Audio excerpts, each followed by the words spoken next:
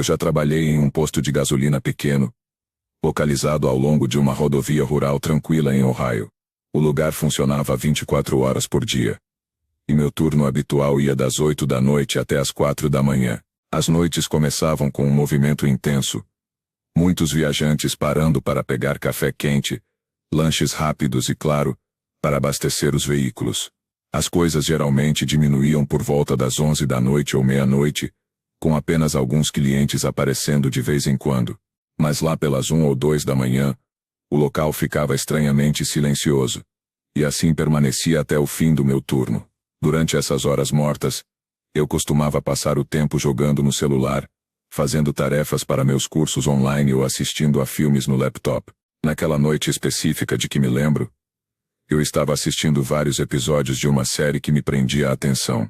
A rodovia lá fora estava completamente deserta naquela hora tardia. Você via um carro passando a cada 5 minutos, mais ou menos, e talvez um deles parasse no nosso pátio a cada 20 ou 30 minutos. De repente, faróis brilhantes cortaram a escuridão pela janela, quando um carro entrou no posto e parou em uma das bombas de combustível. O motor desligou e as luzes diminuíram, mas ninguém saiu do veículo.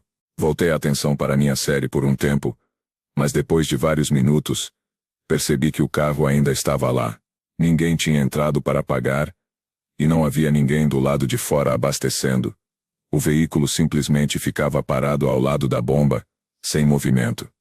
Parecia um pouco suspeito, mas pensei que talvez o motorista estivesse mandando uma mensagem, fazendo uma ligação ou contando dinheiro. Podia haver várias explicações inocentes. Eventualmente, ouvi uma porta de carro batendo com força do lado de fora. Pausei o episódio, achando que a pessoa viria para dentro. Mas em vez disso, o homem só ficou ali perto do carro. À primeira vista, parecia que ele estava olhando para o chão. Mas quando eu estreitei os olhos para ver melhor, percebi que ele estava olhando diretamente para mim. Depois, ele se aproximou da entrada e entrou, ativando o sino da porta. O sujeito estava com o capuz levantado e passou direto pelo caixa, dando apenas um olhar rápido de lado na minha direção.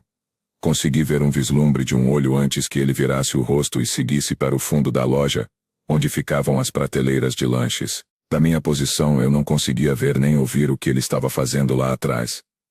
Ele ficou naquela área por um tempo que pareceu uma eternidade. Chamei perguntando se precisava de ajuda, senhor.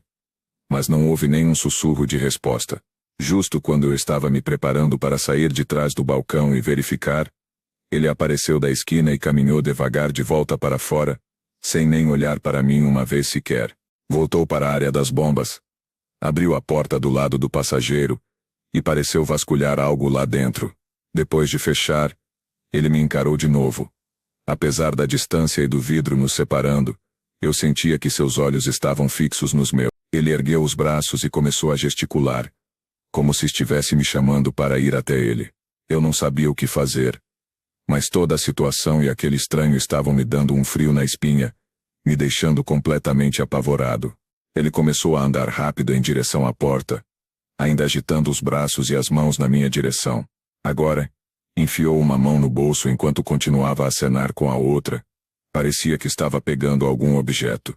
Em pânico, corri de trás do balcão até a entrada e tranquei a porta bem na hora, com apenas segundos antes que ele tentasse puxá-la para abrir. Foi nesse momento que vi claramente o rosto dele, enquanto nos olhávamos nos olhos. Notei a mão no bolso, segurando o que eu tinha certeza de ser o cabo de uma faca. Rapidamente, fechei as cortinas das janelas enquanto gritava que estávamos fechados. No entanto, ele continuou parado ali. Tentei tirar o incidente da cabeça, mas era impossível, porque ele começou a bater no vidro. As batidas viraram pancadas fortes, e eu gritei um aviso de que chamaria a polícia se ele não fosse embora. Ele parou logo depois da minha ameaça, e acho que finalmente foi embora, embora eu não tenha ousado espiar para confirmar. Em vez disso, me escondi em um canto atrás do balcão, esperando 10 minutos inteiros antes de abrir cautelosamente as cortinas. Quando fiz isso, uma onda de pavor me invadiu ao ver o carro dele ainda estacionado no mesmo lugar. Onde ele tinha ido? Estaria escondido dentro do veículo? Ou em algum lugar nas sombras? Todo tipo de ideia paranoica inundou minha mente. como a possibilidade de ele estar se esgueirando para a entrada dos fundos.